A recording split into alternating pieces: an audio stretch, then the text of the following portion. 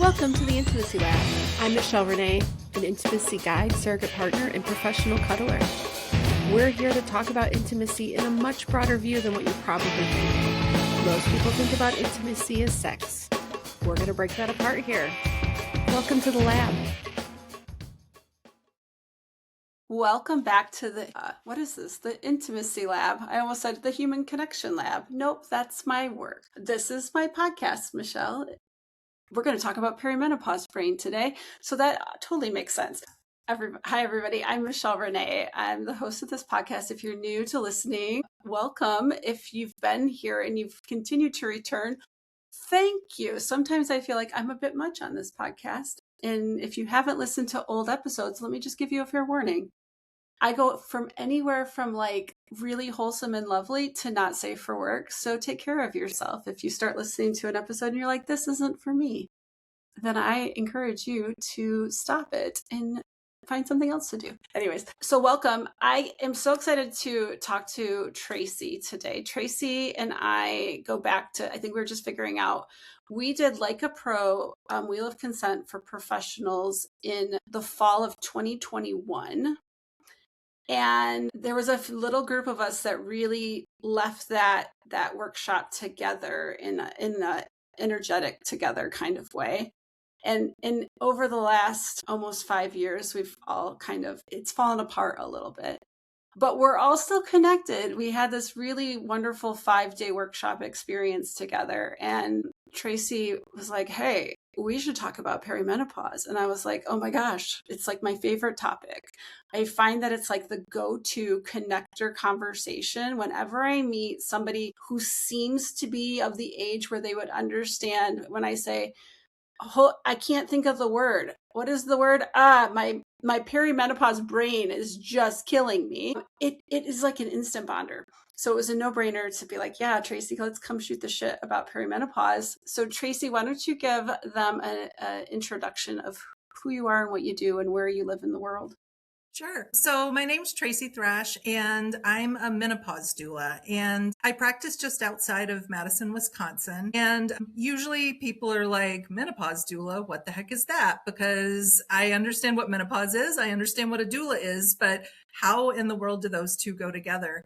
And so basically what I do is I support women who are in perimenopause and menopause, or even just experiencing midlife changes through one-on-one work, but I'm really doing a lot of great group work right now. So I am finding that, like Michelle mentioned, people are really looking for connection and community around these topics, not just the education piece, but the chance to have conversations about the weird stuff that's happening in their bodies, about what they're experiencing, all the different feelings, and just being able to connect and have conversations about it. And so I'm excited to have one of those conversations with Michelle today and find out a little bit about what's happening in our bodies and other bodies and all the things. It's such an interesting time because like I also live in a space in life where I don't have kids at home. Mm-hmm.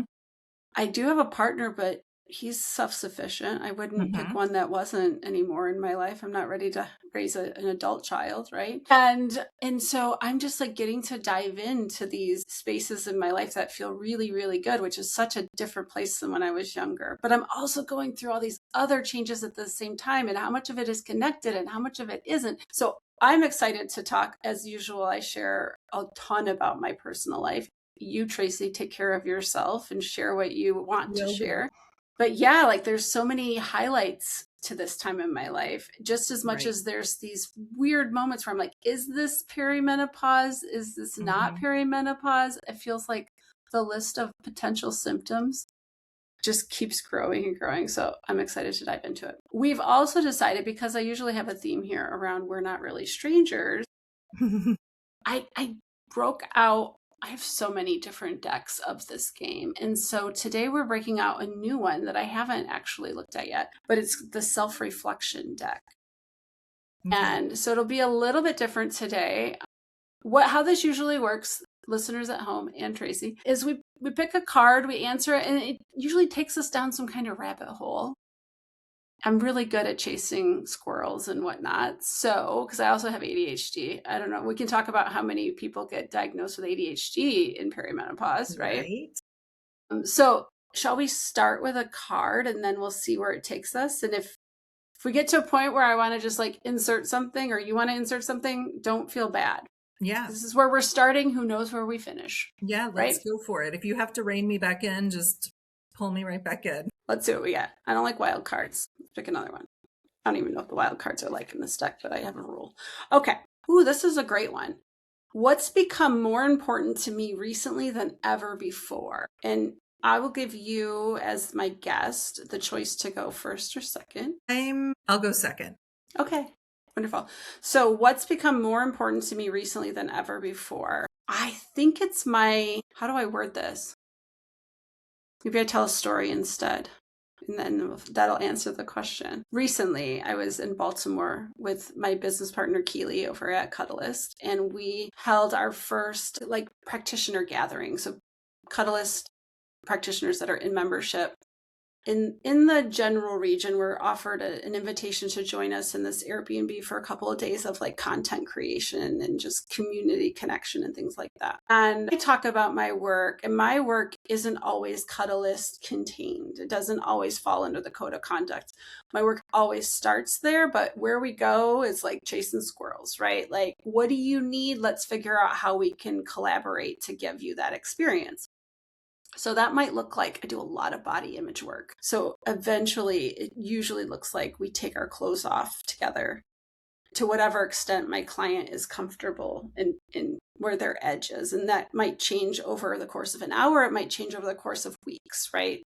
And so I just love the transformation that can happen around like just being with another naked body and realizing that we're all quote unquote normal. You know what I mean? Like it's all different. We're all different. That's what's normal is the difference, right? And so I love talking about my work. And there was this question, she posed this question to me about like, do you ever think that in Cuddlist practitioner spaces, especially with new practitioners, that it's confusing or overwhelming to hear about some of my work? I also work with a lot of like childhood sexual assault survivors, things like that. And I said, I don't know, but if I'm not getting paid to be in that space, I'm not holding back what I talk about. And I think that's the thing that has been more important to me than ever, is to be able to show up and say whatever the fuck I want to say. Mm-hmm. I don't enjoy some might call it masking or whatnot. Yeah. I'm really just I'm really able to point that if I'm not being paid to mask, I'm not doing it. Yeah. And so that's my answer. Yeah. I love that. And I think having that really clear line of, and again, it kind of ties back to the wheel of consent, right? Who's it for? If they're mm-hmm. paying you, then mm-hmm. it's for them and you're receiving compensation. And I might be willing.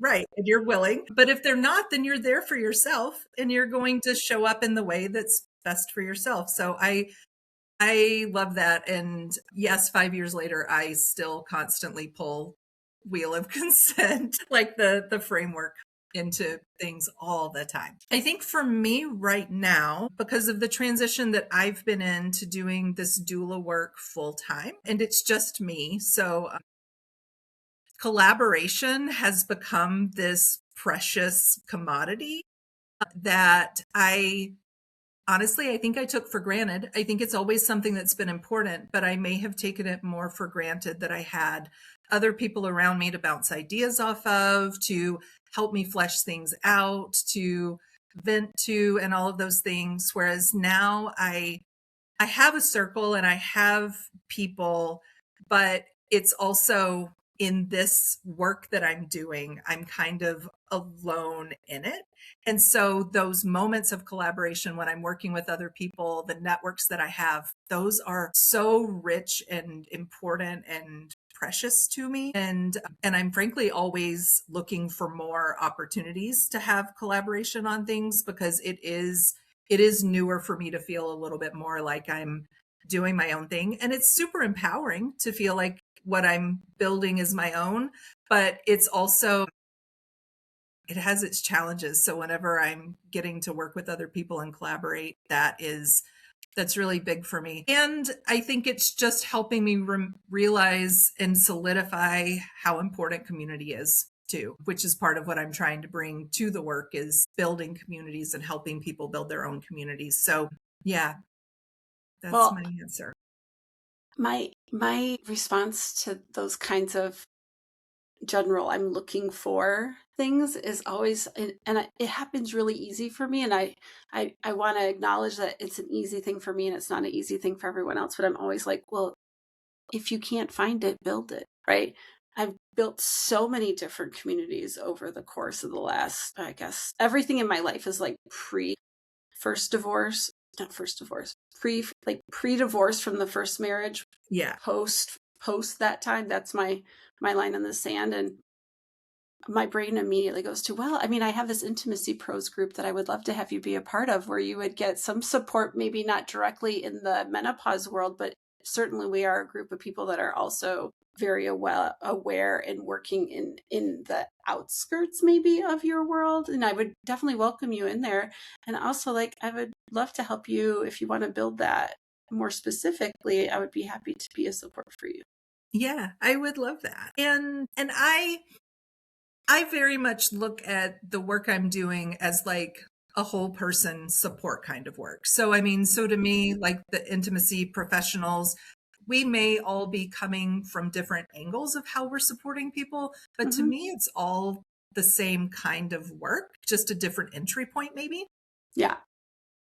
You know what you always see, you also see in the intimacy world, not just, the talking about sex and talking about, let's say, menopause, a lot of crossover with like death doulas, right? Yeah. There's just something about, this is a very intimate time of our life. Yes.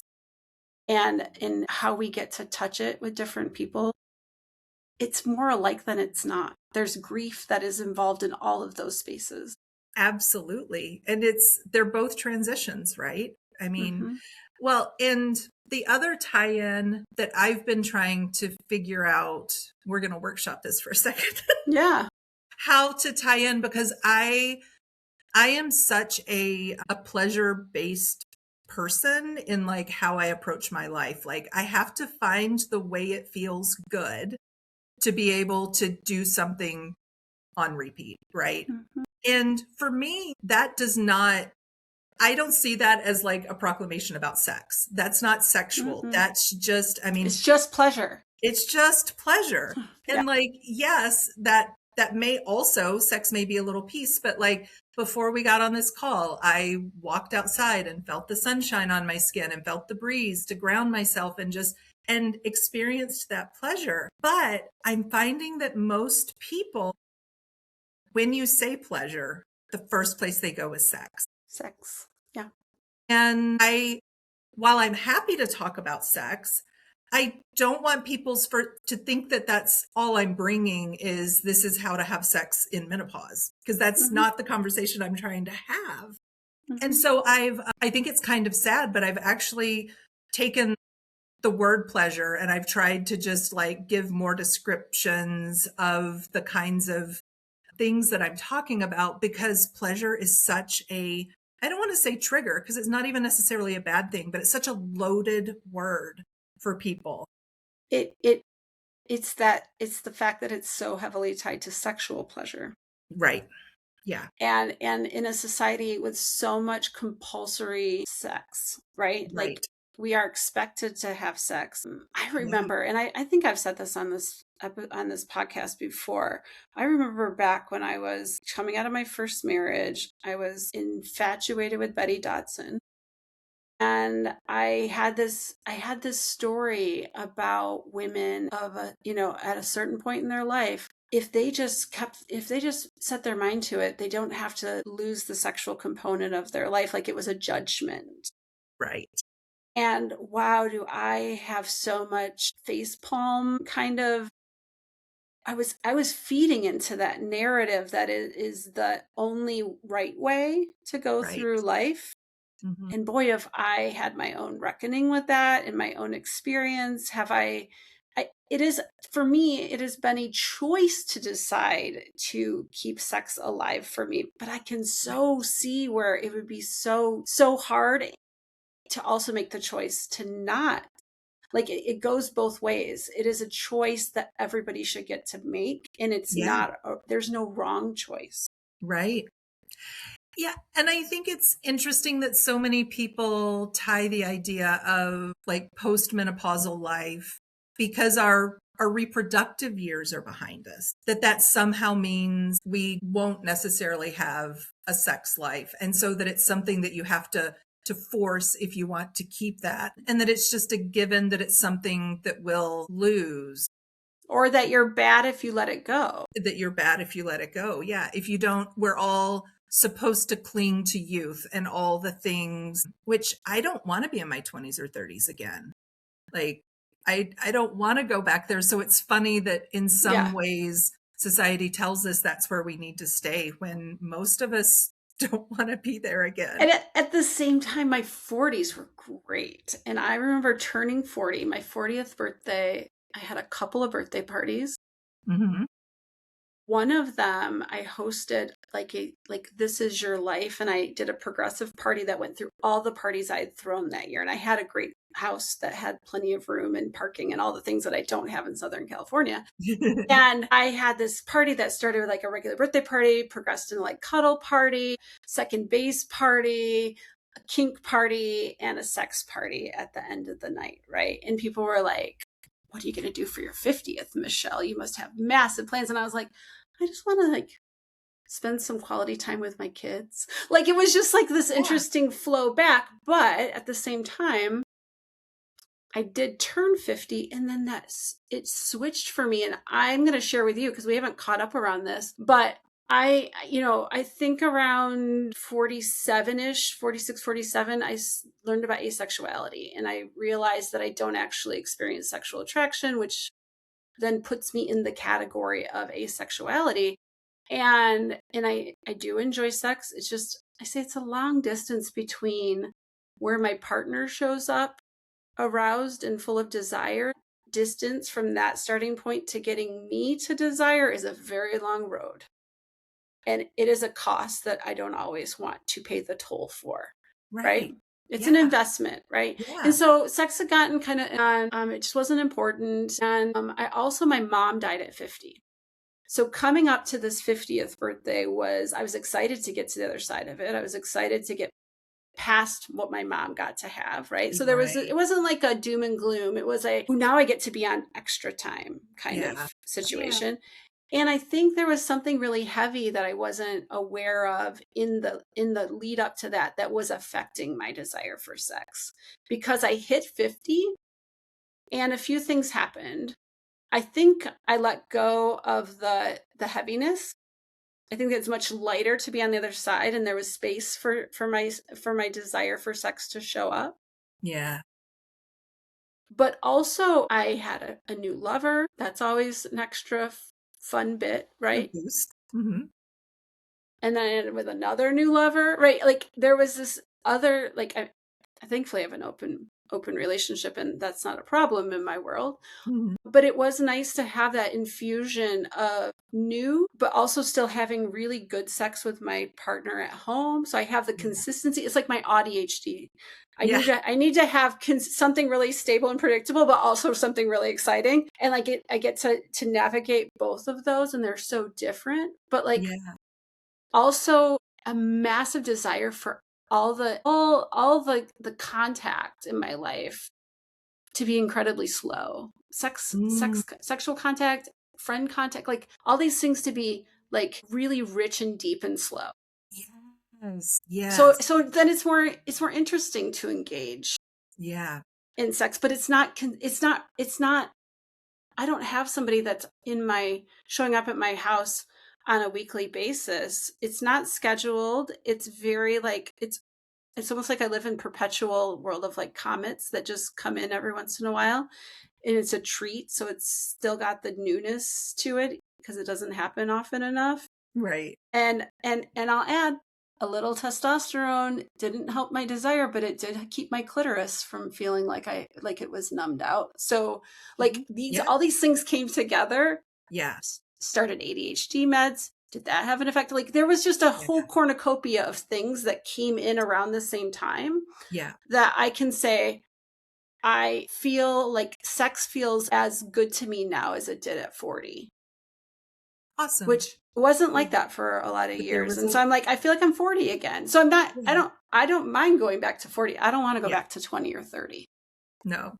Yeah. No. Well, and I hadn't really thought of slowing things down as being something that was coming up through like midlife and menopause, but I've very much been in that place too, in part because right now I do have control over slowing down. Like I have more agency over my whole life than I ever had.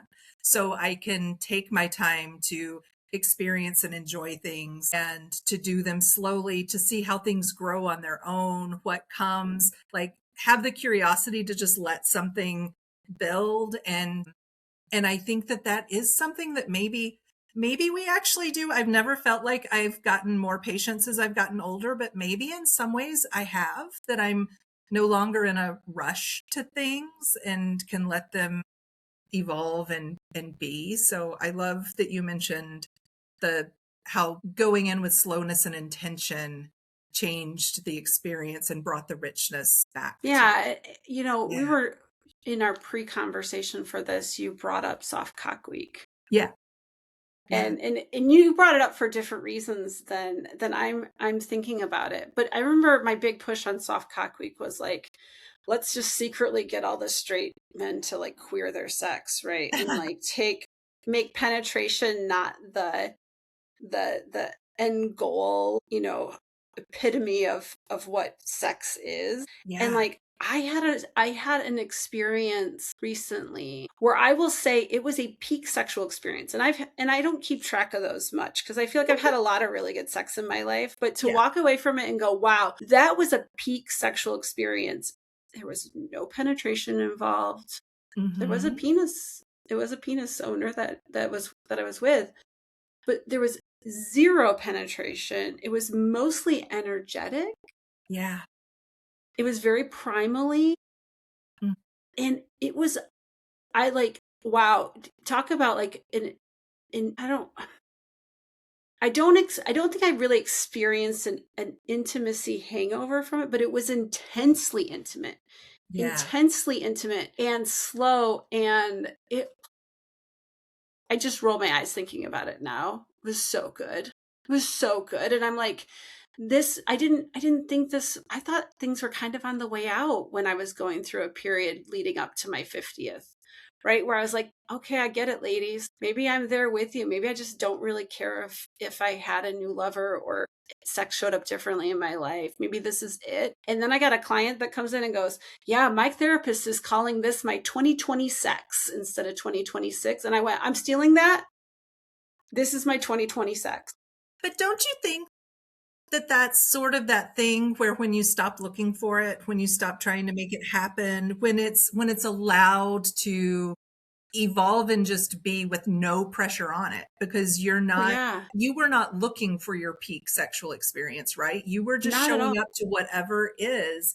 And when we can show up open like that, we actually very often, I mean, sometimes you get a flop, right? And then you walk away and you go, but sometimes you have a more amazing thing than you ever could have put together. Let me make it more interesting to you as a Wheel of Consent person. Yes.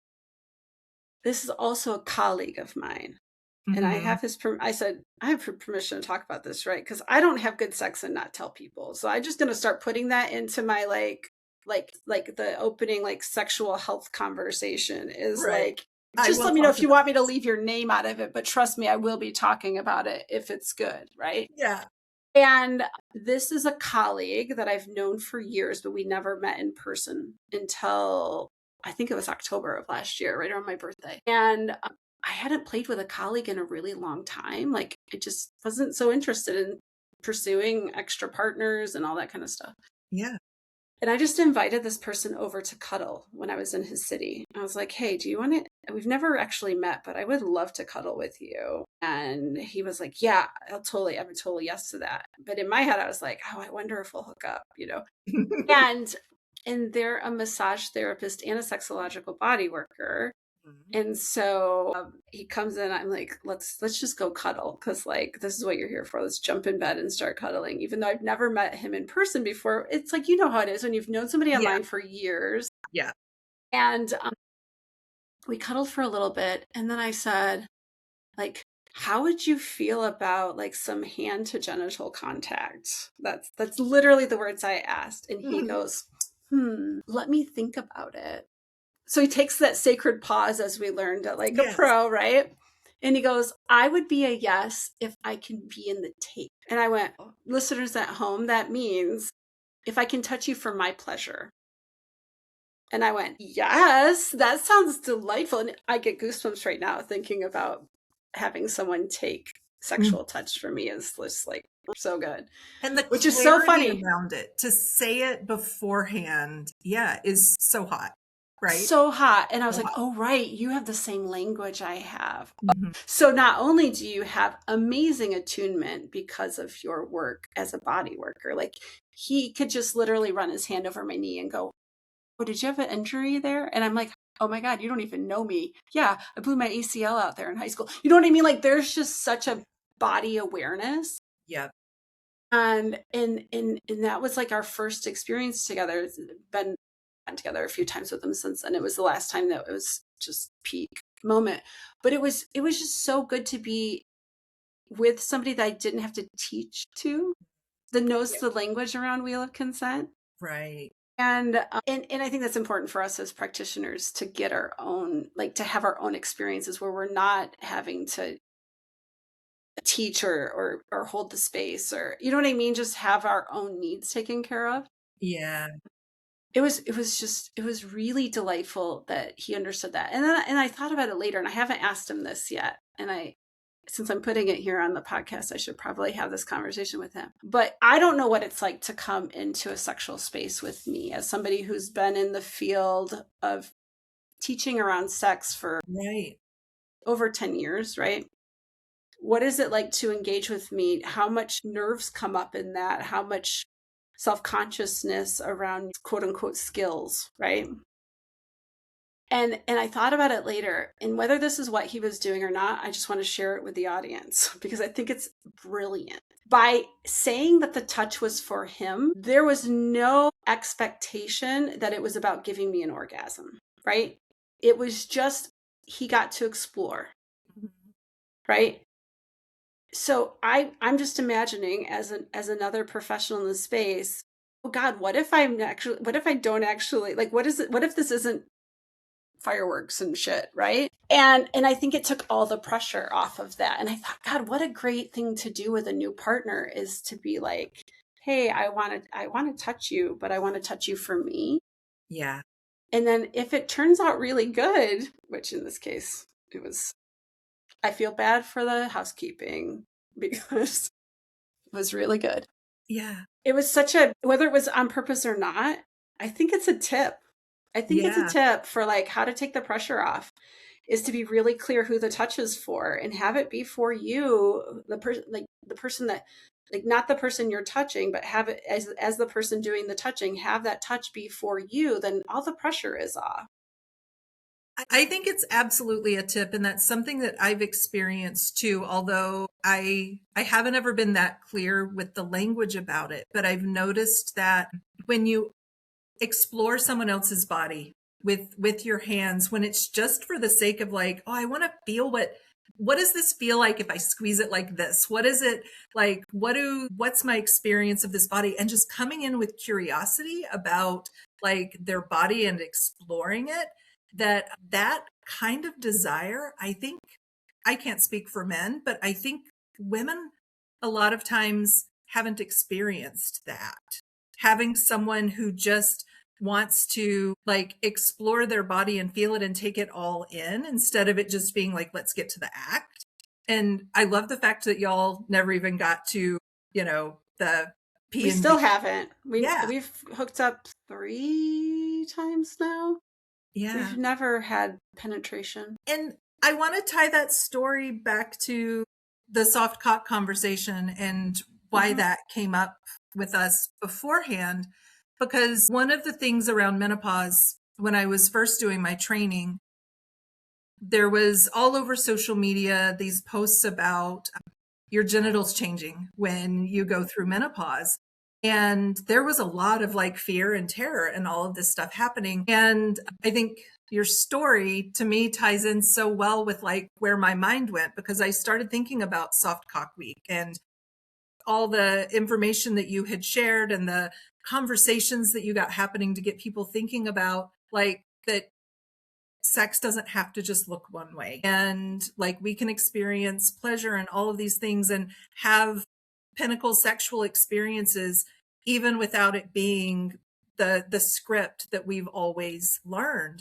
And so, you know, maybe you have some testosterone on board, or maybe you have an estrogen cream that you use so that you aren't having atrophy of your Tissue. genitals. But yeah, the tissue's not shrinking or anything.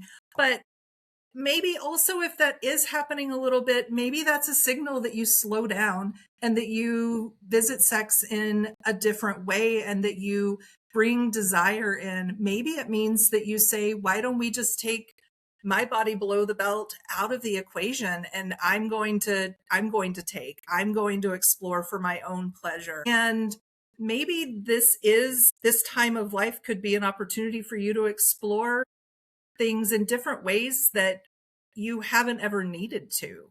So like sometimes when we take something out of the equation, it actually can make it all more lovely. Yeah. I think it's like, what does it mean to have sex is so limited for most people. And then I think about it is still sex, even when both people maybe aren't mutually engaging in the same way. Mm-hmm. Yeah. Like I think about, I don't know if this is a phrase that's still used, but a stone butch or stone lesbian, right? That Yeah. I don't know if that's even I don't even know if that's even appropriate terminology anymore because I've not kept up. But I learned it to mean back in the day was that somebody was not a receiver. It was always one direction. And that's still sex. Yeah. Yeah, It's still absolutely. sex and it's totally okay. It's funny when I started having sex with women, there was a lot to learn and I didn't have language for everything, but one of the things I experienced was that there is a lot more this person's receiving, this person's giving, this person's receiving, and the other's giving moments than maybe I had in like straight sex. And so I had to come up with language for that for myself when it was also new. So I used to say like, I'll make sex at you and you make sex at me because like I needed a word for it, because yes, we are having sex, but like before I knew about give and take and all of those things, like I needed a word for like who's the doer, who's the and yeah, and there are so many more ways than even just sex. Intimacy doesn't all just have to be in our pants. There's so much more to that. I'm really a firm believer. I know we have to use the word intimacy as a cover for sex in so many ways because of the way that censorship works and whatever. Right. Outside of that, intimacy to me, for me, what I know about myself, and this is, I think, a lesson, or maybe it's a conversation for people to go, oh, maybe that's what I need to think about. I remember being in a long distance relationship with Paul, and back then when I would come into town, we met in the kink scene. So like for us, kink was oftentimes part of our play, not always. But I remember back in those days, because I wasn't seeing him enough, when I would be with him, it was like I had to fill my like regular sex bucket before I could bring kink on top of it. Like I needed that bucket filled before I could even make the space in my head to think about kink. And where I'm at now, because as one of my colleagues stayed with me recently, and he goes, wow, you and Paul are really autonomous. And I said, yeah, we are so differentiated, right? We are very much about we're together because we like each other and we have the shared values and things like that. But our overlap of hobbies is not there, right? And I remember him, cuddled up with me in bed recently.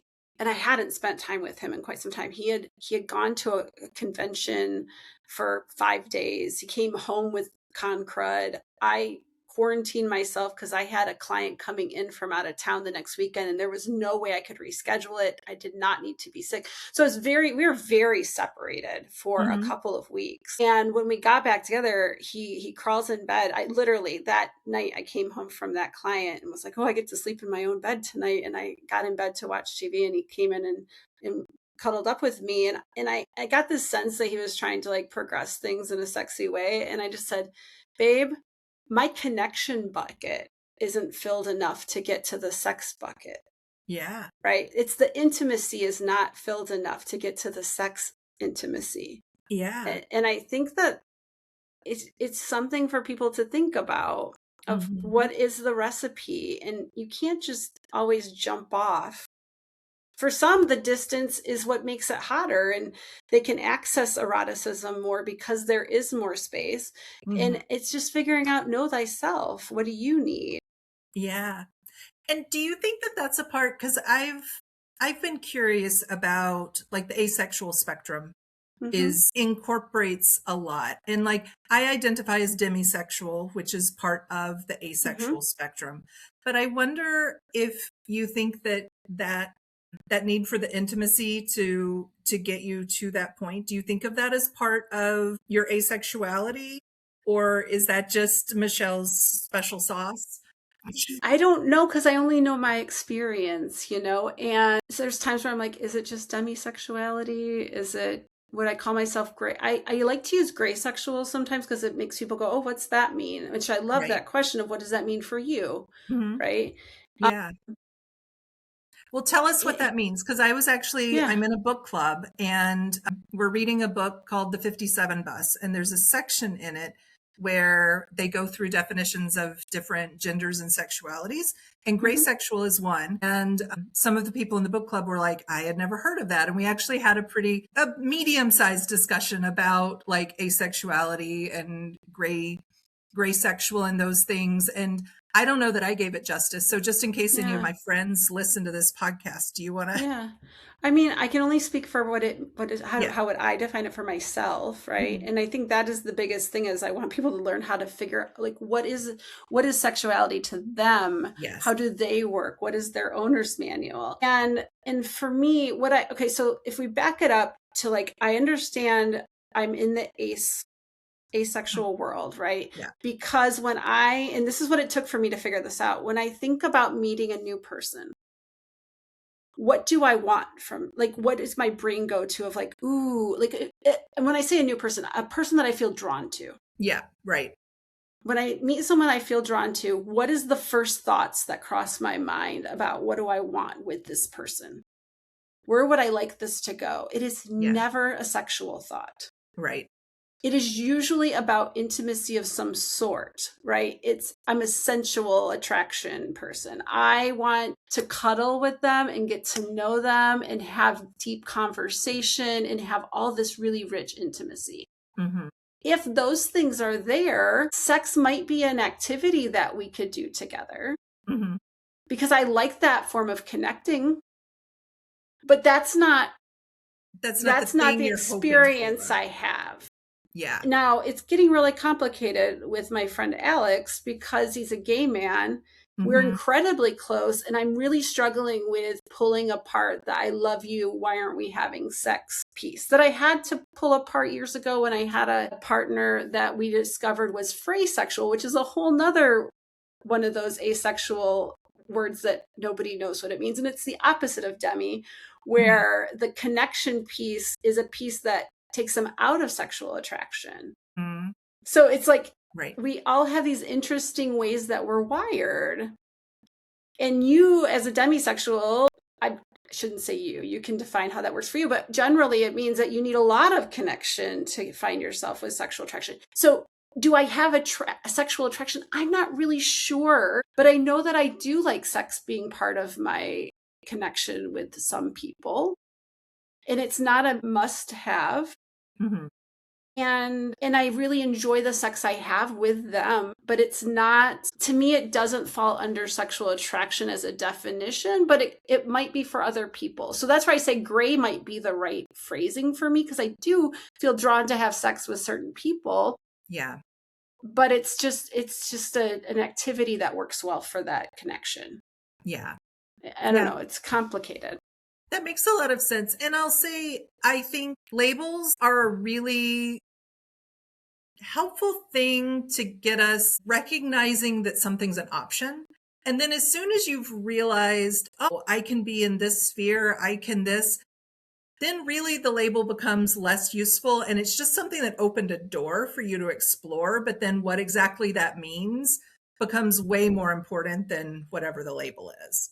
So I know learning about demisexual for me was a huge like, oh, I'm not broken. I'm not weird, because I don't go to a bar and go, oh, I would have sex with that one, and that one. Like I've never had that experience that I'm walking down the street and I'm like attraction to a total stranger. I'm like, ooh, stranger. Why would I get naked with them? That Where I can say I've done all of it. I do think I had sexual attraction one time, and it's in retrospect because it was an experience where I walked into a kink party, and I love bald men. I'm very attracted to bald men, as in drawn to them. Not necessarily sexually attracted, but I am drawn to them. I find them aesthetically very pleasing. And there was a naked bald man at this kink party. I shit you not, with his dick on a leash, and I. In my head went, my God, I'm going home with him tonight. And it was uncomfortable. And I've done so many one night stands. But the difference was this, it felt different. And it scared me. I literally, a friend asked me if I wanted to get out of there and go shoot pool. And I was like, yes. Like I can't be in this feeling. So I have a question about that, if you don't mind. In your other experiences, had you ever been the pursuer? Was it a shift in that in this situation, you would have been the pursuer? You were the one that was like, that would have been. I'm a pretty assertive. I am very sexually confident. I had no issue pursuing people. And in those other spaces, I think some of it was compulsory sexuality came into play. Of like, of course, this is what you do. Right. I was also in this phase of coming out of this 21-year relationship where there was a little bit of ethical and unethical non-monogamy that happened occasionally through that 21-year relationship. I was very much in my Michelle is tasting the buffet to figure out what she likes. Yeah. I had a lot of meh sex, right? It was never, I didn't know what I didn't know. So it wasn't like I was looking for sexual attraction. I didn't know that I didn't have sexual attraction. If that makes any sense. It does. Like, I didn't know that I didn't see pictures in my mind until my husband came in and said, if I say red truck, what do you see? And I'm like, I see the words. Right. Right. Like you don't know what you don't know. No. So it wasn't that I thought I'd be changing my role of like pursuing somebody and not used to that. It was literally, in retrospect, I mean, I could pinpoint, it was 2015. I know exactly when this thing happened, right? And it was only in retrospect that I went, oh, I think that was sexual attraction, and that's why it felt so weird. But then everything else starts to make sense, because then I'm like, oh, when everybody asks me like, what's your orientation? I go, I don't know. I'm just not straight. That was literally my answer all the time. I don't know, but I'm not straight. Yeah. And I think back to like, it's always a regular story of like watching Miss America. And I knew what shape I loved. I knew that person didn't have enough hips. You know what I mean? Like, yeah. So I was finding them aesthetically pleasing of certain, but I wouldn't call it sexual attraction. And so in retrospect, I go, oh, this all makes so much sense now. Of why my orientation has always felt so nebulous or not clear to me.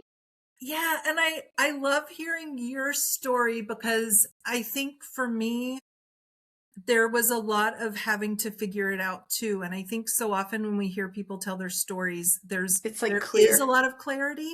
Yeah. And it's really clear, and they know like, oh, this isn't for me and that's what's for me. And I think that it's also a really valid experience, right? To like, for it to not make sense and to be well into adulthood and have had plenty of sex, and for the sex to have been, it doesn't mean the sex was bad. It doesn't mean that, all of these things that I think sometimes can get assigned to, oh, well, if you had really good, then you would have known. Or if somebody had whatever, you would have figured it out. No, sometimes it's really complicated and it takes a long time to piece it together. Do you identify as neurodivergent at all? I'm not normal is usually what I have a lot of neurodivergent people in my life. So that's probably a sign. Yeah, which is a sign. And there's definitely something different about the way my brain works, but it's a topic we have around here a good bit. And I bring it up because I saw on Instagram one day a post about another new label, right? And I love labels and I hate labels, but I do think they help me understand that what I'm experiencing might be part of this, right? And it was a phrase called nebulosexual or something like that. And it was the idea that as a neurodivergent person, that I don't know if I'm experiencing sexual attraction. Mm-hmm. And that resonated with me of like, you don't know what you don't know. And it's not clear to me. And I sit with that around aromanticism also, is that I always ask this question, what does romantic mean? Right. And and I asked, I don't want to say her name, the little listening device in my room right now, what that meant one day. And they used romantic in the definition. I'm like, that doesn't work. I can't. So I will say this, I found a definition that I think works for me. And I'm curious how you feel about this. Yeah. And so it says, what does it mean to be romantic? Being romantic is about expressing love and dedication in a way that's intentional, unmistakable, and deeply affectionate. It often involves dramatic or passionate gestures through those small actions that indicate enduring affection can also be romantic. And I'm like, well, then I'm just romantic with all my friends. Yeah. Those are all romantic relationships for me. Yeah. And I find it confusing, the distinction between romantic and platonic. Don't you think there can be platonic? Well, romantic? It depends on, are you trying to say romantic as in sexual? No. Do you know what I mean? Some people will say, is it a romantic relationship or a platonic relationship? And I'm like, wait, I love the phrase, I love the queer platonic relationship idea. And that doesn't even mean that it's not sexual. It can be. It's just queer. It's just queering of the relationship, right? Yeah. And so I love it and I hate it. And I think it's the same thing we were talking about before, that so romantic means sex, pleasure means sex, intimacy means sex, attraction means sex. It can't just mean like, I feel like I'm attracted to so many people. I think you were using the phrase drawn to like divorce it from the sexual, because it can be more than sex. But all of these things are experiences that we can have outside of the sexual realm. But as soon as we start using that language, that's where people's minds go, is that it's about sex. And not that there's anything wrong with that, but it's not always about sex. I think it requires you being open to the idea of like letting go of the norms or the rules. Because I also think when people hear about how I think about poly and all these things, because I don't really identify as poly. I remember I'm feeling more, I'm feeling more like, I think I'm averse to the term because it comes with an idea of what it means. And so a lot of people will be like, you sound more like relationship anarchist. And I was like, yeah, I mean, I think how I live my entire life is like, I don't really adhere to rules. And maybe it's my built-in persistent demand avoidance. I don't know. But like, I just, why can't I, like, if I was going to be poly, I say like my first partner outside of my husband would be Alex. Well, a gay man and a not gay woman, I mean, I'm queer, but like I don't fall under any of these interesting categories. We Right. can't date, can we? Right. Yeah, I mean, I have strong love for him, and like he's one of my favorite plus ones. Yeah. Like it's just an interesting thing to like go, well, what if those rules just didn't matter? Right. What if we could have those experiences, and why does it all have to be tied together? I mean, I think it keeps things simple, but do we want simple lives? Do we want our relationships to be like that easy to define is the Simple, number one? yeah, simple doesn't work for me and my pleasure. Right. My Right. big pleasure, all the pleasures in the world. Yeah. I heard another thing the other day that somebody said in the Intimacy Pros group, Mhm. and we have confidentiality, so I'm not going to go into any like specific details, but I think the overall story is totally worth sharing. Is the idea that they're like talking to a friend about how when they think about friends, they have their movie friend, they have their romance book friend, they have their go out to try new restaurants friend, they have their and they're like, normal people don't do that. And when I say normal, I mean like typical, Yeah. neurotypical people. And I'm like, Yeah. oh, well, there's another thing I didn't realize was part of that's totally how my brain works, Mhm. which is where I think poly probably would fit in that space really well of not needing all your needs met by one person. And Yeah. like, I'm anti all the rules and all the, I love labels and I'm anti labels. And Yeah. I, yeah.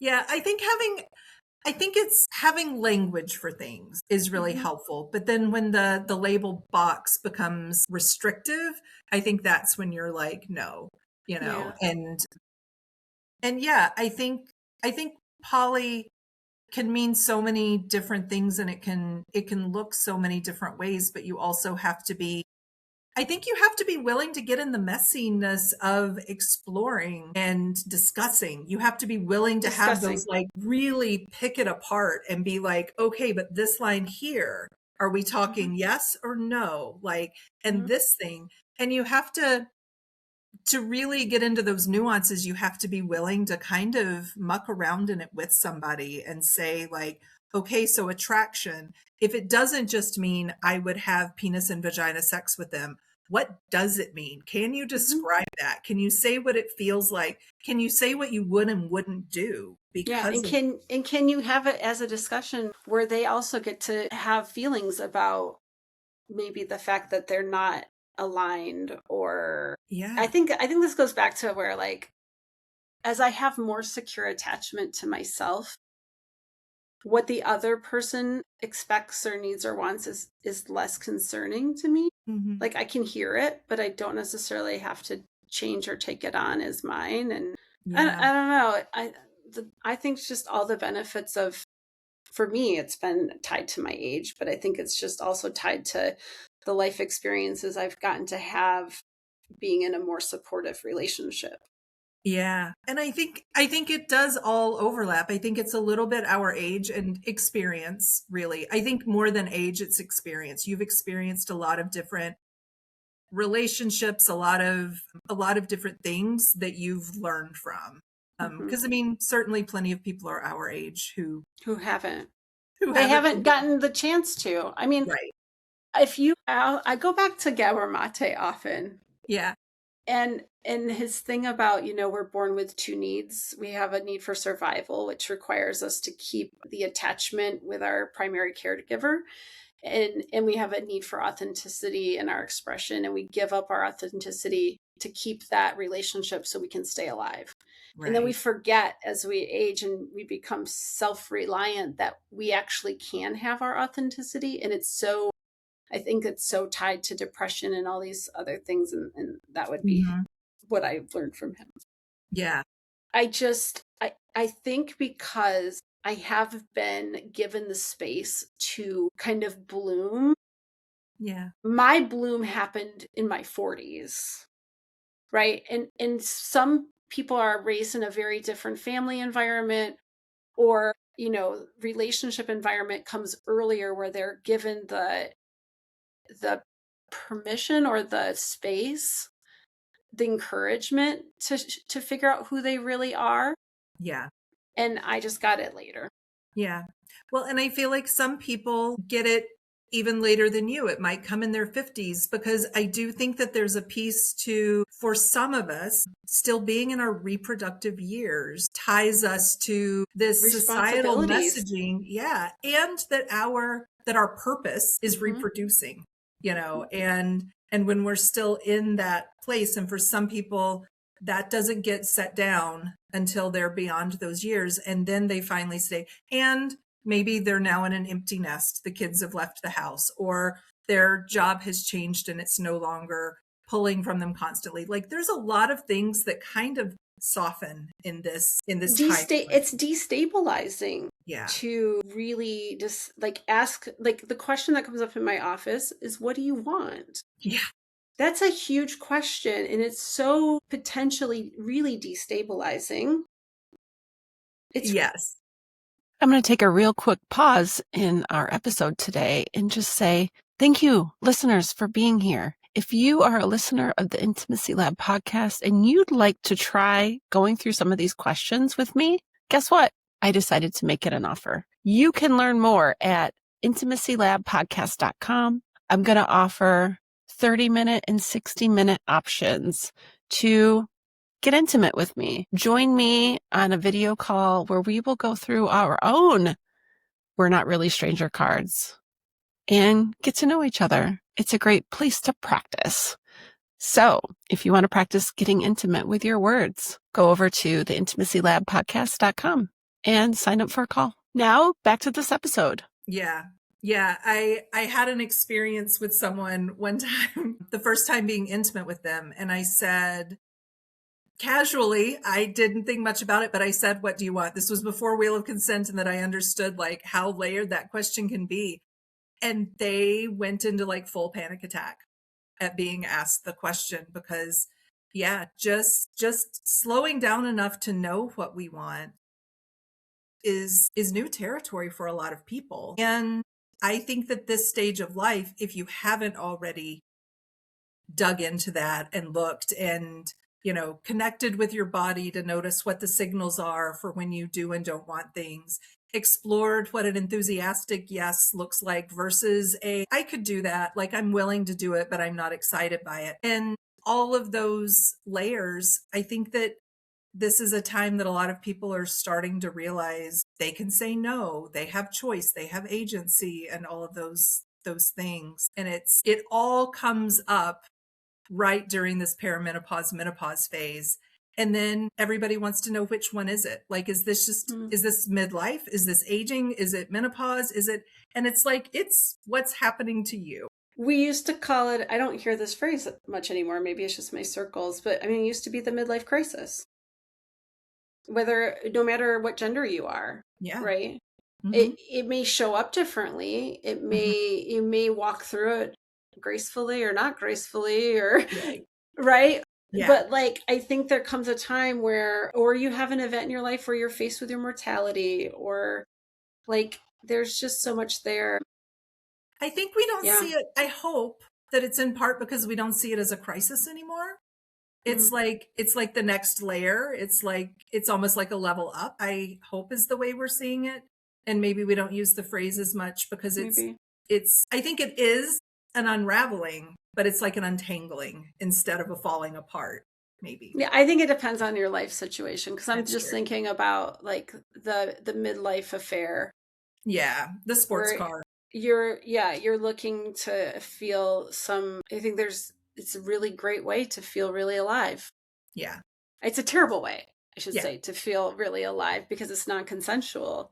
Right. But I just did a pro for the second time in Chicago in April. And so I did it initially. We talked about this. We did it together back in 21. Yeah. And I got to sit from a place of, I've been doing the practice really consistently with clients and stuff for the last 5 years. And so I was curious what I would hold on to coming into this, what would be the meaty things that I really attach myself to. And this time it was attaching myself to wanting. And I don't remember if we did this in our cohort or not, but one of the early exercises we did was to go around the room and we had to state something we wanted. And everybody in the room would say in unison, we want that for you too. I don't remember doing that. And Wow. it was a practice in naming our wants, but also Mhm. with the, the lesson around like it's good to want Yeah. and it doesn't mean we're going to get, Right. right? Yeah. But just being in the practice of being able to check in with yourself and name some wants. And I thought, I've worked with clients and trying to get them, not everyone picks up on it, and I don't always bring it up, but like the 5-minute journal where it's like your gratitude journal, where you just name a few things that you're grateful for that day. Yeah. And I'm like, oh, I want to do a wanting practice. And so I came home Yeah. from that. I posted something on Facebook about it. And do you know Kat Kalegas? I don't think so. She's in Minneapolis, so she's kind of Okay. close to you, and maybe you Mhm. should know each other. But I Mhm. think she's trained in somatica, and I'm not sure what else. But she was a cuddlist Okay. years ago. That's how we first got to know each other. And she saw my post about it, and she said, "I want to do a wanting practice." And Yeah. so we have a WhatsApp where the two of us send each other. We're not consistently every day. We go in spurts. I'm really bad at setting new habits. But we just I will come up with 3 things I want Mhm. most days. Some of them are things that I know I can make happen that day. Yeah. And some of them are just big wants that I just want to put out in the universe to like welcome it into my life. Yeah. And it's just it's just a good practice. And I think it takes a little bit of being in a space of abundance versus scarcity. I think Yes. like for some people, they're going to be like, why would I want things that I can't have? Right. But I just think getting in the practice of checking in with yourself of what do I Yeah. want Yeah. and where Well, can I meet that for myself? yeah. And I think, like you said, sometimes you have clients that struggle. Sometimes people struggle to name wants and to be specific about it. So just practicing that. It also made me think of another word that everybody thinks is sex, but isn't sex, which is desire. Like, Hmm. what do you desire? And when we try to have that conversation, then people are like, oh, you're trying to like make this a You must be sexy talking thing. about orgasms. And it's like, no, we can desire. We can have, like, I can desire a glass of ice water and I can desire to go for a walk. And like, there's all sorts of things that I desire that are outside of sexual connection. And I feel like I'm coming off as very not interested in sex right now. And it's not that, it's just that sex is just a It's not, piece of it's all of just a these things. piece. Yeah. I can get pleasure from a Yeah. really yummy sexual experience. Hmm. I Yeah. can get pleasure. Oh my gosh, I have a video of me so stinking happy. I sent to some of my friends on Marco Polo one time of my excitement of driving into the desert right at sunrise. Yeah. Like, like that is ecstatic pleasure, Yeah. right? That is Yeah. orgasms for my eyeballs, right? I get the same rush of like excitement in my body at the idea of going into the desert for sunrises. Yeah.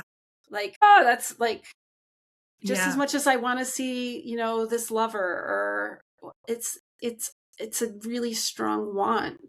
Right. Yeah. And it feels Right. good to want. Even just thinking about it gives me a lot of pleasure, even if I'm not there. Yeah, the excitement of it and that anticipation and all those things that come with desire. Yeah. I I guess to continue on the theme that I've been having of saying it's more than just sex.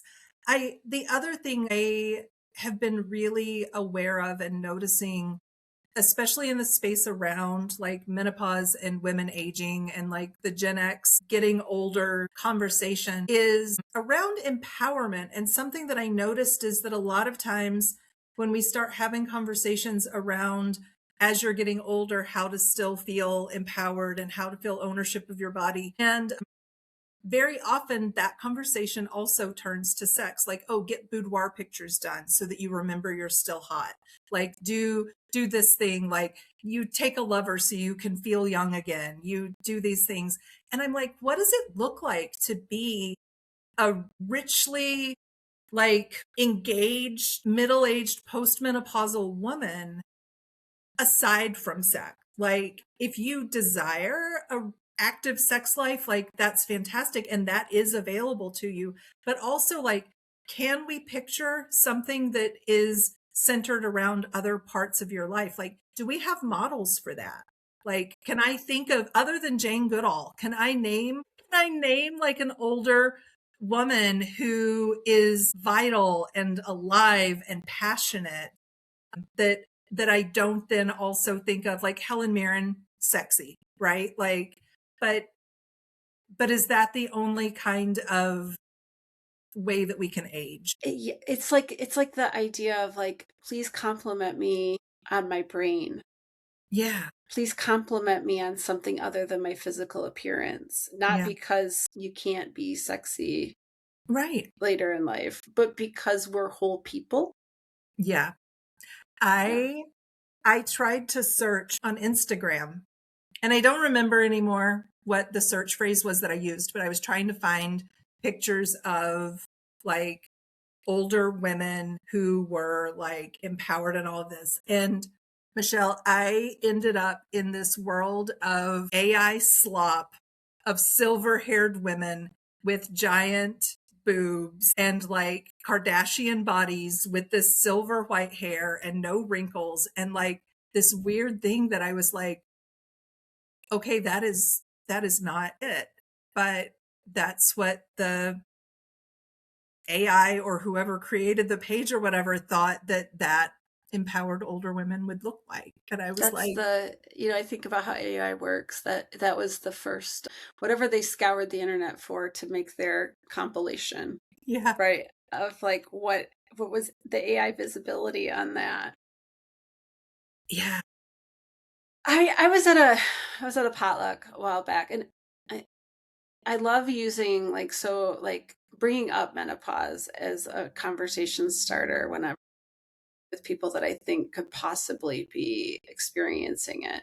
mhm, And I remember being like, well, let's talk about perimenopause. And a local practitioner here who's very well known in the Tantra world here, she said something like, I'm just really loving my work right now. Like, I want to work all the time. And I'm like, oh my gosh, thank you for like saying that out loud, because that is what I want to do too. It's like where my passion is, yeah, my special interest, if mhm, an autistic person.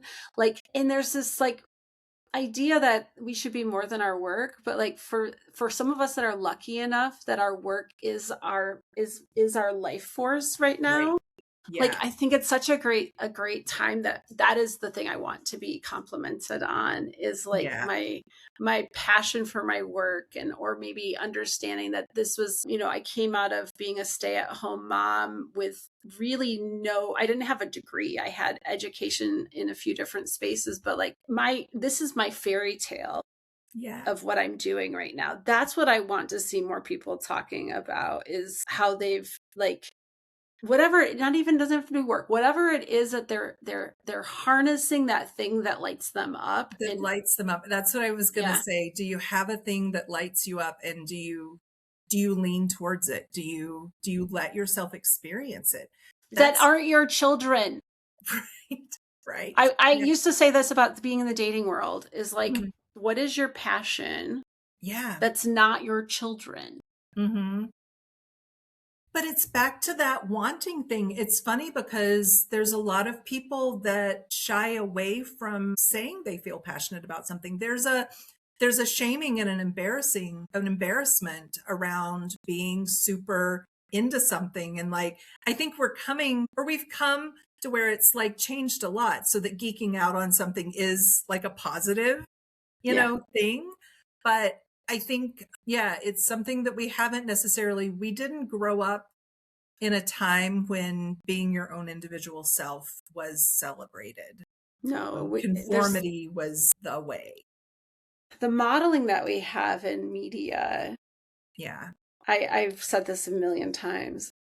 If I love watching reality dating shows, that Mhm. is my guilty pleasure. Okay. Part of it, I think, might be that I love seeing how people walk through the world. Yeah. Even in reality TV that isn't so Yeah. reality, right? Yeah. It's just fascinating to me. And how many times have I heard a woman, specifically a woman, described as being selfless as a positive character trait? Right. And Yeah. I'm like, I want to do an intervention. You know what I mean? Like there's just, Yeah. I want to see more modeling of compassionate boundaried. So I Yeah. think those two go together so well They when it's do. done right. Mhm. Without, you can be a helper, God bless you. But if you're a helper that hasn't figured out some boundaries, Right. then you're not really helping. Then I start to question, who is it for? Right? Yep. Do it That's, back to the wheel of consent language. yeah. If you're not clear with what your Mhm. limits are, Right. then I really question who it's for. Yeah. Yeah. And going back to what you were saying earlier about the experience with your colleague, when you do interact with somebody who takes that sacred pause, like even if it's not in any sort of setting, but when you ask someone if they want to engage in something and they actually stop for a second and you see them think about it, like I really do think that that creates so much more safety for me, at least, Mm-hmm. because I know that you're actually willing to think about whether you want it and that you are willing to express to me that it's not for you or that it is for you. I And may then be sitting there really hoping that you're going to say yes, but it's but not an auto response. it's not an auto response. And I know that you trust me enough to be able to hold your no. Mm-hmm. Like, and that's something that I think it's one of the reasons that the Wheel of Consent resonated with me so much, is because that was a piece that I had always kind of inherently thought was like, when somebody's willing to tell you no, that's huge. That's intimacy.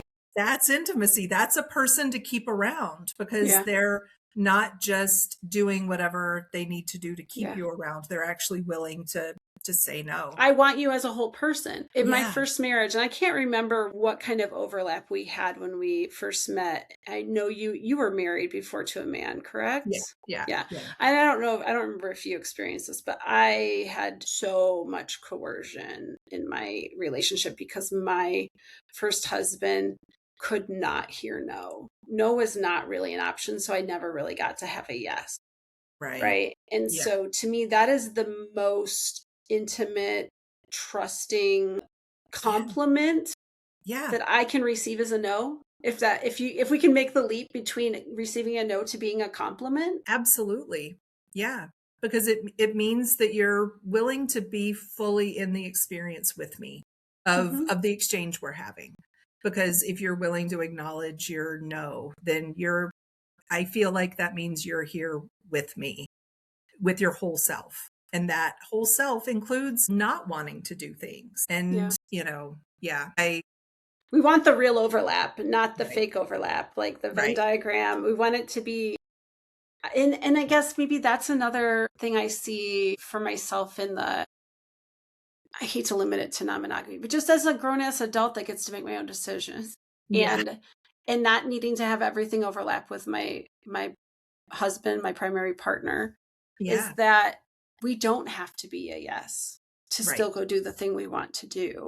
Yeah. And I think I just heard Esther Perel talking about this. And so I think in her space, she was referring to in monogamous relationships, Mm-hmm. this idea that we think our partner has to do everything with us or we can't do it. And for a long time at least, been very confused by that approach, because do you know who's the worst person to do something with? Is The somebody person that who doesn't want to want to do be it. there.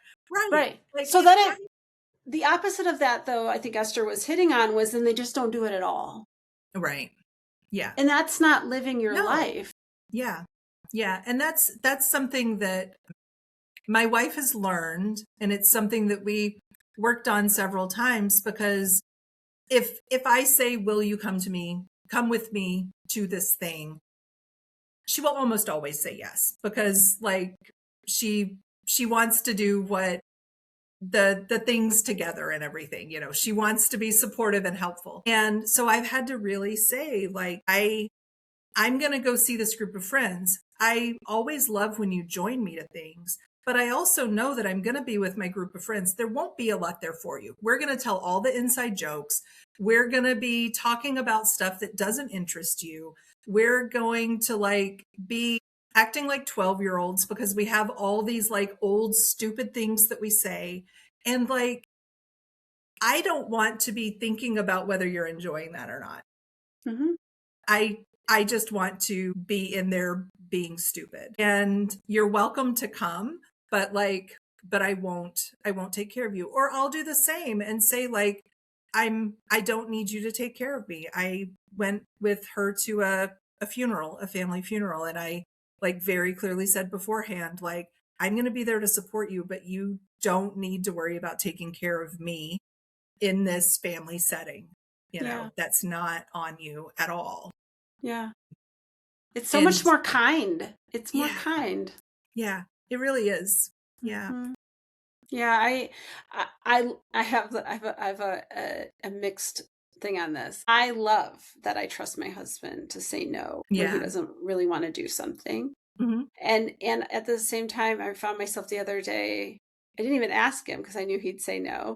But I have my backup, right? I got Alex, and Alex is always a yes. And we were joking about the fact that our partners are very similar in the fact that they just really don't want to do the thing that we want to do because it's just not their interest. And maybe me and Alex's special interest overlap more because we're both in the intimacy world. So we look at these invitations to events from a lens of like, this is work related. Of course we want to go. And his thing is like, you invite me to something, I'm going because I know we're going to have a great time together.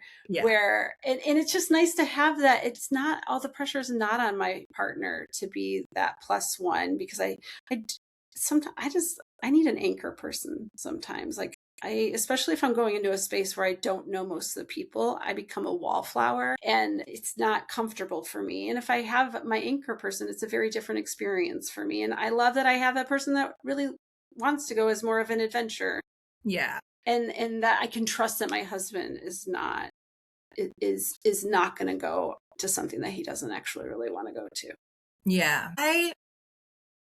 I've been curious about something recently too, and I'm curious where you land on this because it's not something that I've really talked with anybody else about, but it's kind of like the next layer to this, which is, so say Paul wanted to go to something, but he wanted to have the experience alone, and it was something you were interested in. Mm-hmm. Are you able to say, oh, I'm really disappointed that I can't go? And can he say like, oh, like, yeah, I'm sorry it disappoints you, but still do the thing alone? I can't say we've had that actual experience come up, but there has been definitely a conversation. My husband loves to hang out with the furry population. He's not a furry, but he loves, so that's his convention of choice. There was a time when me and Keely were talking, I wonder if we could booth at a furry convention. I wonder if they would be a potential clientele. I would think so. I don't know. It was just a conversation. And so seems like a crossover.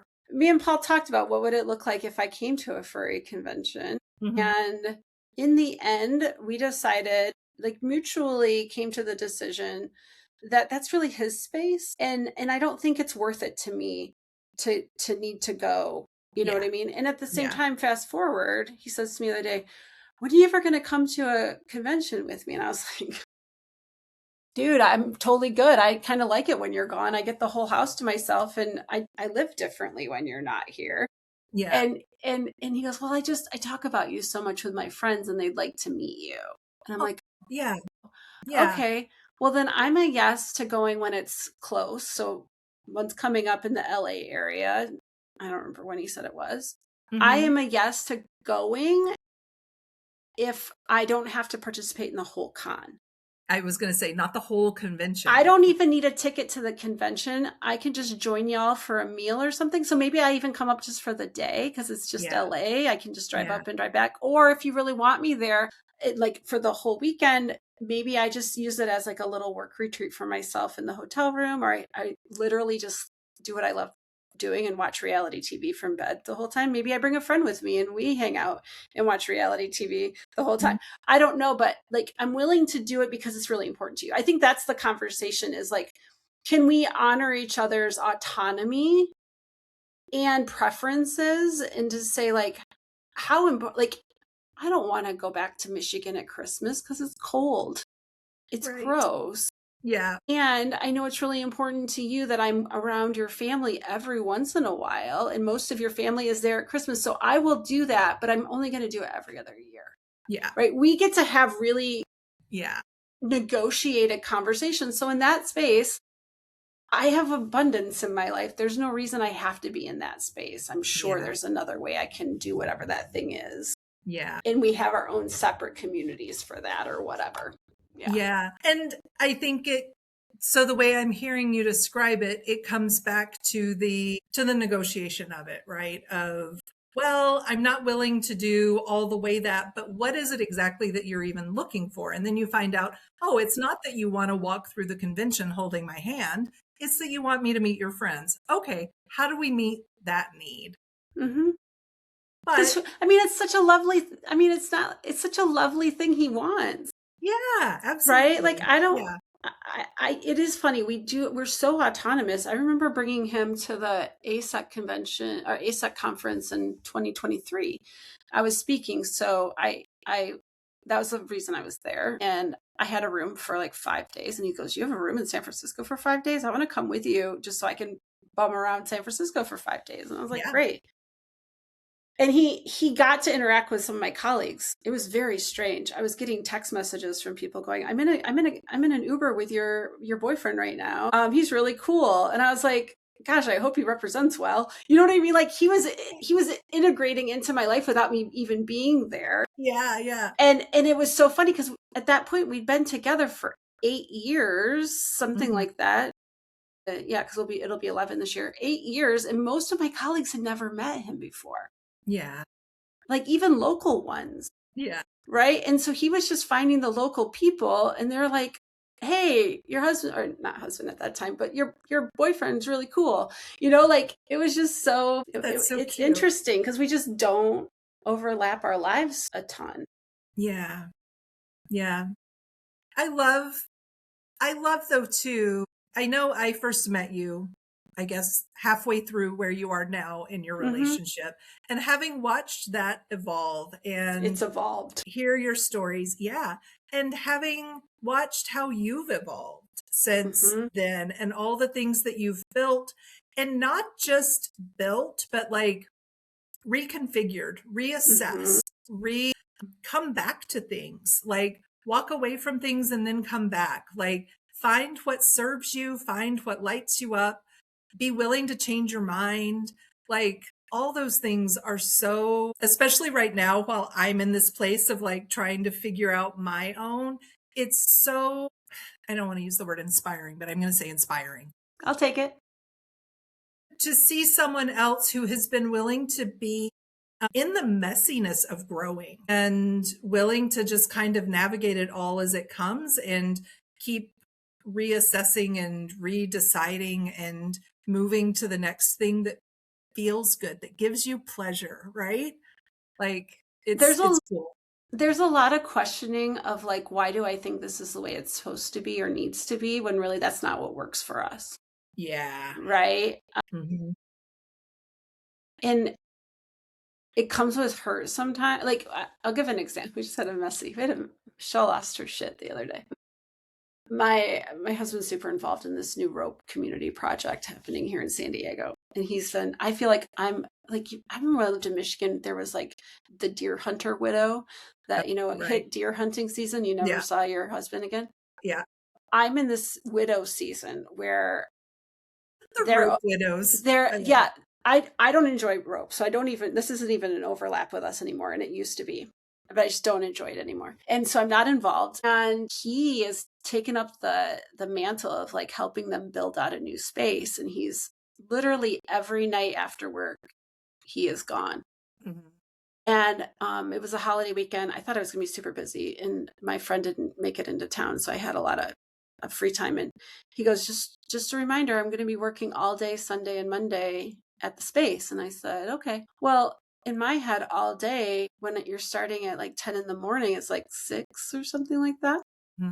And it's after 9. I haven't heard a peep from him all day. He hasn't checked. Like I sent him a picture of a drill bit I found on the floor just to make sure he wasn't looking for it. He didn't even look at that.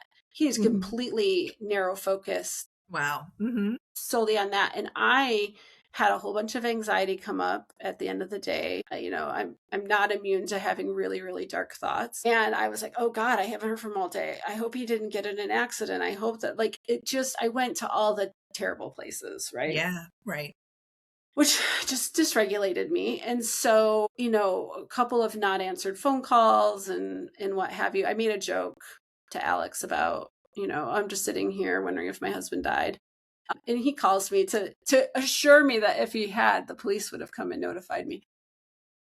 Thanks, Alex. And then to distract me, because we were both working on closet projects together, but in separate houses. We made 3 trips to IKEA together. And so he just distracted me by showing me what he was working on in his closet. It was really lovely of him. And Paul tried to call me during that, and I just didn't answer because now I'm pissed and I'm not giving you my attention. And there's a part of me that's like, he thought that he had made it clear that he was going to be out of touch all day. And I thought there's some level of checking and see if your wife needs anything sometime during the day that should be expected. Unlike when you're at a con, I don't expect that. And right. What have you. Anyways, it was a misalignment of expectations. Yeah. And why do I expect that? I don't know. I constantly battle with my expectations versus who is the authentic Paul. Right. Yeah. He was raised in a very different environment than I was. Mm-hmm. He has a very different nervous system than I have. Mm-hmm. And what do I really need? Yeah. It's an interesting wanting him to be able to be his authentic self. And also I kind of like you to be a little bit more considerate. And it's 10 years of navigating our differences and figuring out. And part of that is my secure attachment to self is really, really greatly improved in that 10 years. And that's what I think I noticed the most, is made it easier to navigate that. Yeah, that makes a lot of sense. And I think my wife has a lot of capacity for letting me be upset or disappointed or whatever. She knows that it will pass. Mm-hmm. And that if she doesn't fight it, it will pass sooner. Yep. And I've noticed how much having that space for, we've been together for 7 or 8 years now, that amount of time being with somebody that I know will let me have my feelings and that won't try to change my feelings about a thing and whether it was disappointing, has really let me then not have those big feelings as often. Like, mm-hmm. I don't feel the need to fight for those things as much. I still do sometimes though. And I mean, I still get disappointed or I still get frustrated. And I'm much more now, because it's slower, able to say, I think I said to her yesterday, she said, I know I'm being really frustrating. And I was like, you aren't being frustrated. I'm just at a very low tolerance level for anything right now. And my tolerance level is low and you're existing. And then mm-hmm. I'm frustrated in your direction, but you're actually not doing anything wrong. But it's taken a lot of patience on her part for me to be able to be in that place where I can be generous even when I'm frustrated, because it took a lot of years of a lot of patience on her part. You being generous when you're frustrated, but also there's a lot of grace involved. Yeah. Right. Because I also think about the hormonal effects of the time that we're in right now. I remember so I want to share some of our favorites. This is going to be a transition into what are some of your favorite resources, products, whatever, because I have a whole wrap up here. But I ended up to get the majority of all of my perimenopausal care, the HRT part of it at least. I've been very fortunate that I was directed towards MIDI. Mm-hmm. The telehealth service, and they've been really, really great to me. I've heard some people have critiques of them. My experience has been nothing but positive. And I have a joke about, like, she checks in with me, at the beginning of our telehealth session, and she says, well, how have your moods been? And I say, well, I mean, I'm still got insufferable feminist rage. And she goes, yeah, I don't think estrogen's going to help that. Right. Like, we are able to joke about these things, but it is true in that does play a part in our reactivity. Yeah. In different ways, but also we get to have our feelings, and having a partner that understands that they're not in charge of our feelings They are ours. They're in our domain, as we like to say. And that's not my job to control the other person's feelings. Yeah. Yeah, absolutely. Yeah. So the other things I love, I'll get my list done. Yeah. Yeah. Okay. My favorite book has been Estrogen Matters. Oh, okay. Yep. I'm looking for my favorite book. For somebody whose mother died in 2002 of breast cancer, there was a lot of fear that I carried around hormone replacement therapy. And that was the book that made me let that go. MIDI is my other one. And then I accidentally ran into this medicine mama people at the Ishwish conference, which is a women's sexual health conference. And I'm like, I don't have vaginal dryness, so I'm fine. Right. At least at this point. But I noticed I have labia dryness, like dry skin on my labia. And I was like, this is wild. Why can't I feel my labia right now? And I'm like, I looked at them and I went, they look dry. Like maybe it is time to pull this vulva balm out and lather it up. And then the noticing was gone. So that clearly meant that was the thing I was noticing. Right. So those are my like favorites right now that I can think of, other than just the fact that I'm on every form of HRT that I think is out there. Like I have a version of systemic estrogen and localized vaginal estrogen, and I have my oral progesterone, and I have my testosterone cream. I think I'm fully covered. And I love all of it. What are your go-tos, Traci? Yeah. So you mentioned MIDI Health, which I know a lot of people love. I have been really fortunate to find a direct care primary care doctor here in my area who is just the most amazing thing. So I have a subscription with her that I pay for. And then right now, if I want an appointment, I can see her the next day. She takes all the time in the world with me.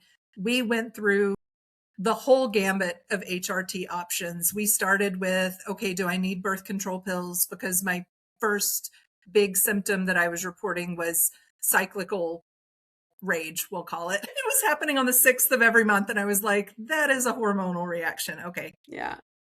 And then that wasn't doing it. So we switched instead to the patches, and my skin hates the patches. So we came off the patches.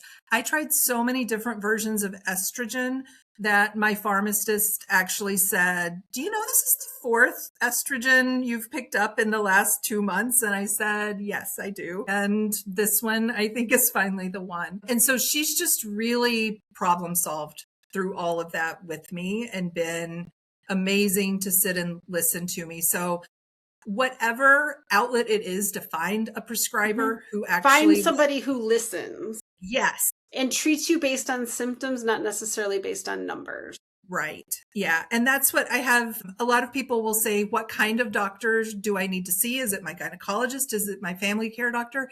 And I say, it's the one that listens to you the most. Start with them because you need a doctor who listens. So my number one fave is Doctors Who Listen. My favorite book that I'm like obsessed with, and I grabbed it off my shelf because I'm close by. I don't know if it'll be turned the right way. Yeah, but it's called The Slow Moon Climbs. And it's not a medical book about menopause. It's a anthropological look at menopause. So she talks about, looking at different cultures, looking at different times in human society and how older women were treated. There's a lot of like weird, fascinating stuff about how grandmothers were treated in societies, how women behaved in societies where the property was passed down through the female line, and like whether that was supportive of the children in their line or more supportive or less supportive, just all sorts of weird stuff that every time I read a chapter, I have to like put it down for a week and just process, like, what does that mean about what this time in our life is actually evolutionarily for? Like, why are we in this phase? So I love that book. There's lots of good books about the biology of menopause, but this one coming from that like connection and sociological angle, I'm kind of obsessed with it. And the author's Susan P. Mattern. She doesn't really have, there's not a lot else out there by her. I haven't found a ton. She's not on social media every day posting more things. So that makes the book even more exciting to me because it's a scarcity. It sounds like a great read. It's going to have to go on my list. Yeah, for sure. I recommend it to everybody. And then my last one, and it's two things, I think, but and this is so basic, but fiber.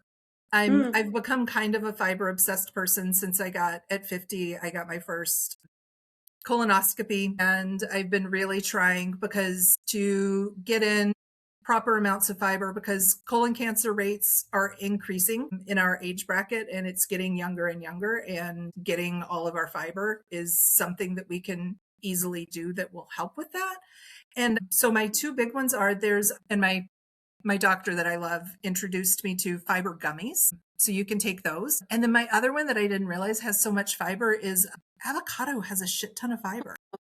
And so now I feel free to eat avocado with abandon and extra guacamole, even if it costs another $1 and all the things, because I'm like, I am just taking care of myself with all this extra fiber. And I think you, again, though, going back to pleasure, I tried for years to eat more fiber, and it was always trying to make myself eat things that I didn't enjoy. So I had to like dial it back and say, what do I actually like to eat that has fiber in it? And now I can let myself eat those things in an unlimited amount. Do you have a fiber gummy that you like?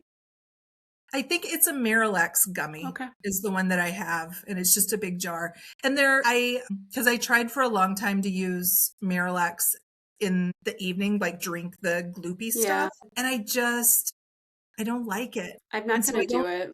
So I don't do it because I take gummy vitamins, so it'd be really easy to throw some gummy fiber in there too. Throw a gummy fiber in. And then I find with those, I can be like, okay, each one is 2 grams of fiber. So the end of the day, I know I've not even come close to eating fiber. I'm just going to. So you spread them out. Yeah. My friend Alex is a sponsor for Peachy Clean, which is a fiber gummy and they market to gay men a lot for making clean out easier before their sexual encounters.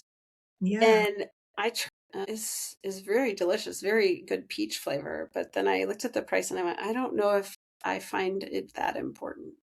Yeah. You know what I mean? Like, but I don't know how many's in each one. So now I have to do some math because maybe that's the space I go. Who knows? But could be. Yeah, for a little while I was doing the Miralax powder and chocolate milk. And I was like, okay, that's kind of like having a treat, like that I can pretend. Isn't Benefiber, don't they have like a mix that is like, doesn't have the grit or the texture to it? Yeah, and Metamucil has one that's a better texture too, but I don't know, maybe I'm just extra sensitive. I'm definitely sensitive to textures. Yeah, and me too. I feel like I can always, even when they say you don't, like there's that infinitesimal thickness. I used to add psyllium husk when I would do smoothies and stuff, but I had bariatric surgery in 21 and I can't drink a smoothie like I used to. I can't handle, it's just too much and it fills me up too fast. So it makes it complicated. Yeah. Yeah. Anything else that you love? My other favorite, which is not in rotation right now, but that I recommend to everybody, is a dual zone heater mattress pad. Living in Wisconsin, it's one of the best things ever. My wife runs cold and I run hot, especially at night. I will get like hot and angry if I get hot in the middle of the night. Mm-hmm. So she's able to literally, like, her side of the bed is like an oven and she'll like triple layer up. And then my side of the bed has sometimes a fan blowing from outside on me, but she can keep herself warm enough. And it is the best thing. And living in Wisconsin will preheat it. So we call it turning the beds on. So when she gets home from work at night, she turns the beds on. And recently we said that in front of some people, some friends, and they were like, what does turning the beds on mean? And I'm like, that's the heaters in the bed. And it is a very important ritual that happens in this house. So that is also a favorite. That's a good tip. Yeah. How to keep your partner in the same bed with you if that's what you want. I'm really considering, I've stayed here in my office a few times. Yeah. And there's times where I'm like, maybe it's that time. I don't know. because I'm Mhm. also a very light sleeper, and progesterone helped with that at first, but I don't feel like it's not staying with me quite as It's much. Yeah. The Yeah. second night I slept over at my wife's house when we were first dating, we crawled in bed and she pulled out earplugs. And I was like, "Oh, what is that?" And she was like, "Oh, I just, you make some noises." And and I loved that she was willing to be like, "I want you here, but also This is I'm going how. to need earplugs to sleep Mhm, next to you." Like, mhm. so yeah, those are, and that's still a thing. Every night the earplugs come out, and all those little things though that The you quirks, adjust. the Yeah. quirks of living together, Yeah. you know? Awesome. Well, Traci, I think an hour and 45 minutes is, I'm gonna, one of these days, I'm just gonna turn this into a 3-hour podcast. But this was delightful. Thank you for having like a real conversation about this stuff. Yeah, I hope other people find it as delightful as we did, because I love catching up with you and I love talking to you and I love hearing your perspectives on things. So I'd this love was, them to find it delightful too, and I really don't care at the same time. Like I say often, this is a podcast for me. And if you want to be a voyeur and listen to my conversations with my friends, this is why I put it out there. There was many times before I did this that I'd get off a call with a friend and I'd be like, man, I wish we recorded that. That's a good oh yeah, conversation. And so yeah, now, I mean, it's a little bit now you do. different, but it is very much about like, who cares what they think? Yeah, Kind of it's like that's true. part of life I'm in right now. Who cares That's what they true. think? So Well, and that's, thanks for being a friend that circled back and said, let's talk about this. I yeah, see you talking about menopause. Let's talk about it. And I yeah, was like, yeah, that's not a topic that I've covered here yet. And even if I yeah. had, it wouldn't matter because it's a different There's connection. It's what so it's many not really different about the angles. information. It's about the connection that people get to kind of peek Exactly. in on. So Yeah, yeah, for sure. Well, thank you for letting me come on and talk for an hour and 45 minutes. And it's I actually an appreciate. absolute, speaking of pleasure, it is a pleasure, or I wouldn't do it because that's how my life is ruled. How can people find you? So my website is thechangedoulas.com. So there's an S at the end of doulas. It is still just me, but when I went to get the website, I couldn't get the Change Doula. So I said, why don't I manifest that one day it will be more than just me? And I'll throw an S on there. So thechangedoulas.com, and you can find me. In Then your you can find groups, links. you have virtual groups? Yeah, so I Awesome. have starting June 4th. So next Thursday, I'm going to be doing a virtual movement class on Thursday mornings at 8. And that'll be movement and some connection. And then I'm going to be starting on Tuesdays in July, a virtual circle Very where cool. women can come together and talk about what's going on for them, because the sharing part of it seems to be such an important piece of what a lot of people are missing right now in Hmm. the conversation. Well, it's just, I know we keep saying the loneliness epidemic, but when you look at the benefits we have from technology also become the things that keep us apart. And if we can use tech to have community, at least let's do that. Yeah. Right. And Yeah. I'm a big fan Yeah. of And community building. I do want one day to have an in-person circle too that's meeting regularly, because I think that there is a component when you actually get to be in the space Mhm. together. But I also think that being able to have it, there's so many people that in person isn't accessible to. Yeah. And So maybe it turns it's like, into a retreat that people get yeah, to have from your community. And, you know, yeah, I think the hybrid situation is yeah, has so much richness to it. So yeah. if you ever Because I do think one, hit me up. I will. Talk about Yeah, collaboration. We yeah, can yeah. find a That way to would be, collaborate on that. I would love that. That would It'd be be great. amazing. Well, I don't Yeah. know how soon I'll get this out, but Okay. I don't have any other ones in the hopper. Okay. Yeah. So maybe it Whenever. gets out before your June offering, but maybe it doesn't. That is okay. We Whatever pace works for you. I'm excited that I got to do my first interview podcast conversation that will be published with somebody that I trust and respect and love as much as you. So that was great to just get to do this with you, and I didn't die. And it was like we weren't even recording. yeah, It was like we weren't even recording. Well, thank you, Traci. Say So bye. thank you, everybody, for listening. And yeah, I don't know. I'd love to know if you have any thoughts. You can always, I think if you go to intimacylabpodcast.com, you can send me a comment and I would be happy to respond. So thank you. Thank you for joining us. If you'd like to comment, pose a question, or learn more about the guests often featured on the show, visit us at intimacylabpodcast.com. Please also take a moment to review us on your favorite podcast app. It's one of the best ways to show your support. As for me, you can find out more about my work at meetmichellerenee.com, as well as on most social medias at meetmichellerenee. Let's connect again soon.